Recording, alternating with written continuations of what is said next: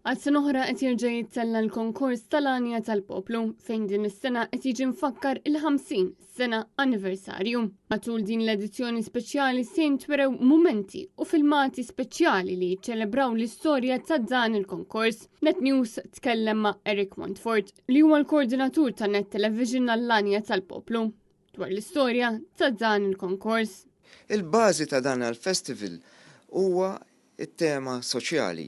U tul is-snin kien hemm ukoll songs illi għadna ngħiduhom sal-lum ħarġu wkoll espressjonijiet notevolment il-pajjiż tal-Mickey Mouse. Dik ilha mill-1995 is-song ta' John Bundy. Kellek ukoll il-Filip Vella kemm jinbeżżul espressjoni Maltija illi juża song umoristika. Imma il-festival għandu wkoll songs illi huma iktar sobri bħal pereżempju Ġismi ta' Ekka Muscat, Kerin De Battista, dawn huma kollha songs illi rebħu. U tkellem ukoll dwar is-serata li se tkun qed issir is-sibt fil-għaxija. Il-lejla dan għall-festival ħajseħ fi Pjazza Teatru Real meta wieħed joqgħod iqis kollox, imma hu festival illi jafas ħafna bħala bażi iktar il-kanzunetta tradizzjonali Maltija. Imma jagħti lok ukoll għal ċertu esperimentazzjoni barra l-enfasi fuq il-tema soċjali.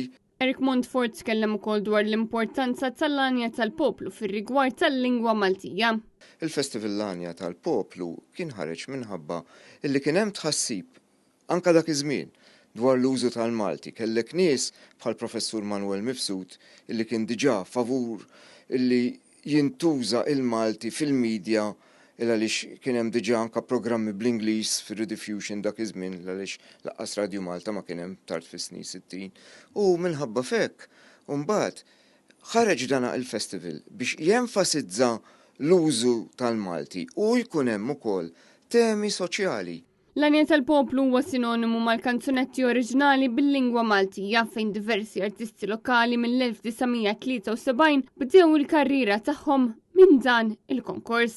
Ir-rebbieħa tal-Anja tal-Poplu tal-edizzjoni li għaddiet kienet il-kantanta Rita Paċ bil-kanzunetta Narakom l-Infern u l-awtur kien Augusto Cardinali.